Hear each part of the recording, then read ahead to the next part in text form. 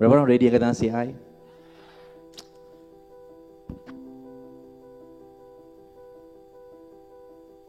Saya nak run through this part. Tapi saya nak juga run through perkara yang ni sekejap.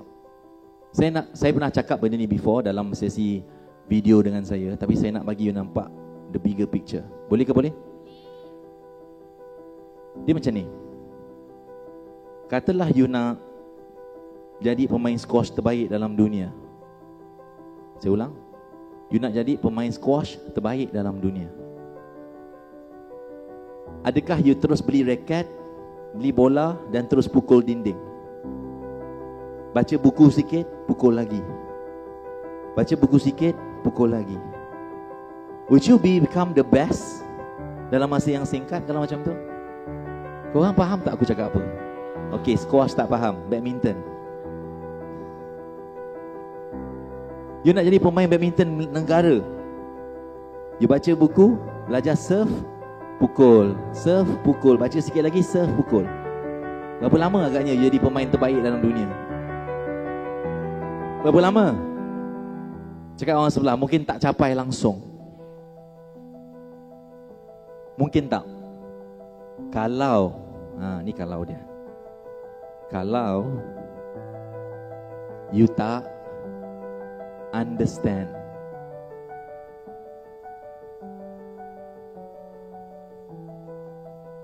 the game. Kalau you tak faham the game, macam mana nak jadi terbaik dalam dunia? Macam mana nak jadi terbaik dalam Malaysia? Apa yang aku kena buat? Umpamakan begini. Siapa pernah masuk sekolah angkat tangan? Masa sekolah rendah, mak bapak boleh tipu kita. Masuk dalam kelas, dia tinggalkan. Betul tak? Kita pun menangis dan ikut je. Kita tak faham the game. Tapi bila kita makin dewasa, kita makin remaja, makin besar, kita makin faham. Kalau nak jadi nombor 1, game dia lain. Nak jadi kelas nombor 1, game dia lain. Nak duduk last, game dia pun lain. Nak kena buang pun ada game dia. Cakap from pengalaman. Saya punya bagus salah satu kelas saya masa saya sekolah Peifong, Melaka, sekolah Cina. Tahun tu saya tak suka kelas nombor 1, tuan-tuan. Tahun tu saya ni kelas C, saya kelas C. Kelas B, kelas A, kelas D ada banyak lah, sampai F. Sekolah Cina. Kelas saya C. Saya pindah daripada Johor, Pontian, pindah ke Melaka. Dia tak ada exam, sebab betulnya kena exam. Tapi dah saya masuk tu dah lambat, Form 4. Pengetua guru besar masukkan terus dekat kelas C. Punya hina je kan dia bagi. Padahal saya dekat kelas dekat Pontian Johor ni, sekolah Pecun Johor ni, saya kelas B. Saya tak suka kelas A masa tu. Kenapa? Stres. Semua orang dalam kelas A tak ada kerja lain kecuali kunyah buku. Kau faham tak kunyah buku? Aku ingat dia tak buat benda lain lah. Dia kunyah je buku, dia kunyah je. Tengah hari kita nak ajak makan kan, dia kunyah buku. Aku makan roti, dia makan buku. Saya tak boleh handle. Lepas tu saya suruh kelas B. Tapi bila pindah Melaka, saya kena masuk kelas C. Masuk kelas C, tuan-tuan, saya ni sekolah Cina. Sekolah Cina tak senang, tuan-tuan. Dan saya biasanya ranking saya sekolah Cina dalam kelas ni, biasanya lah, ini standard saya.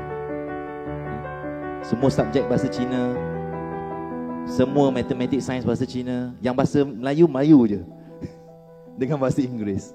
Yang lain semua Cina. So it's not easy. Bukan alasan, but memang tak senang. Dan mak ayah saya tak mampu saya hantar pergi tuition, terpaksa belajar sendiri, lagi melingkupkan keadaan. Tapi bila saya pindah Melaka masa tu, boleh saya cerita tak ni? Saya pernah dengar kata CI. Bila saya pindah Melaka, pengetua bagi masuk kelas C, saya jadi bengang. Sebab aku kelas B hari tu, Hawa kau tak bagi aku. Dan pada waktu tu, saya minta tolong kakak saya, dia ada kawan dia, sekolah Cina, senior saya tapi dah kerja. Saya minta tolong dia untuk ajar saya tuition dekat rumah. Kakak saya bawa balik. Mak saya tak pindah lagi, saya dengan kakak saya. So dia hari dia datang tuition. Habis kerja dia datang tuition. Tuan-tuan dan puan-puan, sepanjang saya sekolah Cina, belajar 1 sampai Form 4, tahun itulah saya punya Mandarin 98, 99, 100 markah. Saya sendiri terperanjat. Biasanya 38. Tak main-main. Tak ada nak masa malu tak. Memang 38. Mak punya bahasa macam ni. Tukarlah 30 jadi 40.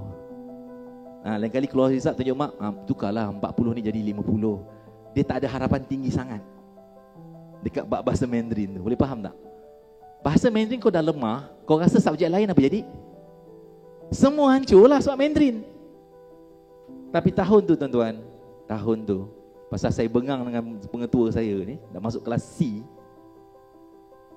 dan saya jadi macam orang asing kat sekolah tu. Saya masuk hari pertama tuan-tuan, ni saya cerita semalam dengan partner saya, saudara partner. Saya cakap dengan dia, minggu pertama, 3 hari pertama, ada Chinese ni, this Chinese boy datang kat saya masa break. Ikut saya. Ni kan suruh ikut 2-3 orang. Saya macam, buat apa? Ikut. Dia tak bawa saya pergi ke belakang store, belakang sekolah. Rupanya ada grup-grup gangster dia kat situ. Sekolah Payphone ni gangster juga. Kalau kau nak tahu, dekat atas ni ada kayu, ada besi, ada palang. Dekat atas tempat atap dia ni ada senjata. Tapi bukan pisau lah, macam kayu-kayu buat gaduh. So dia panggil saya. Dia cakap, you daripada kawasan mana?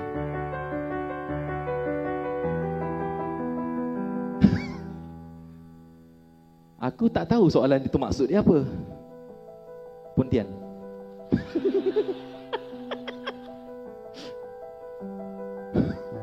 Pensan Zoho menggigil ni. Keliling, orang dah keliling dah.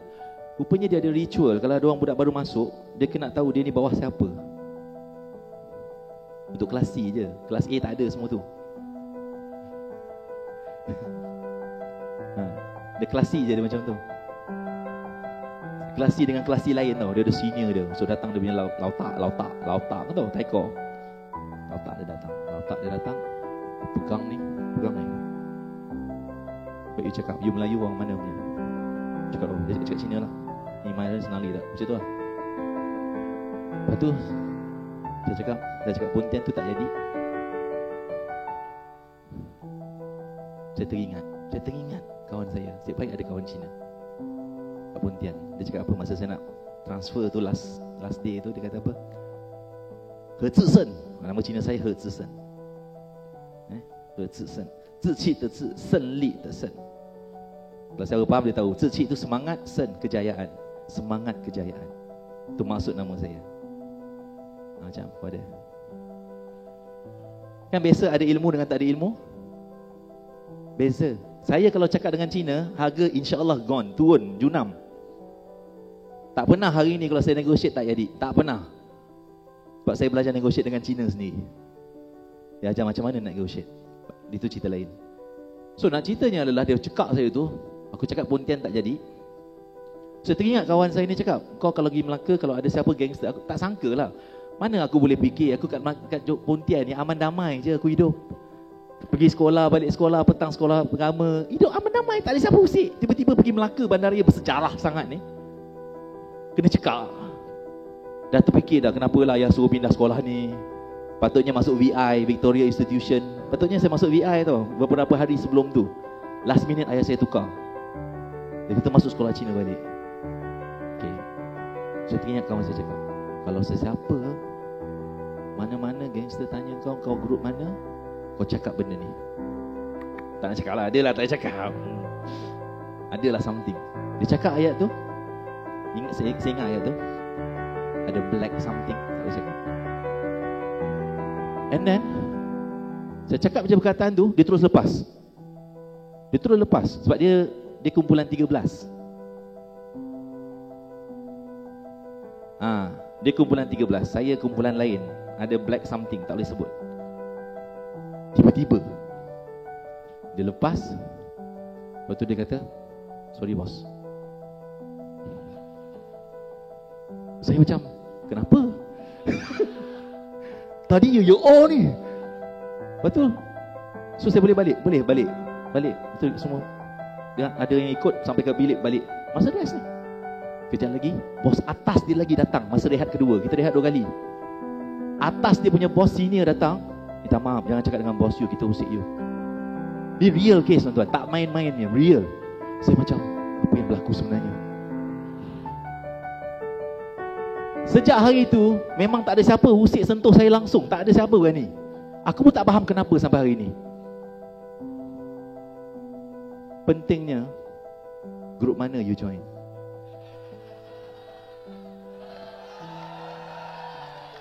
Tapi apa yang nak saya cakap adalah, apa yang berubah lepas tu, saya cuba nak faham the game.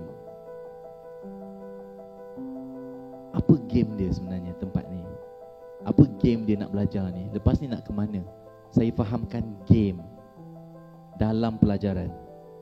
Dan dalam kes ni, seandainya you faham the game, you akan naik daripada satu tahap ke satu tahap yang lain lebih cepat daripada orang yang tak faham game.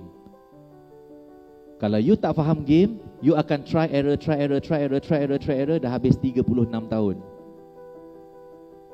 Ada cerita dia ni.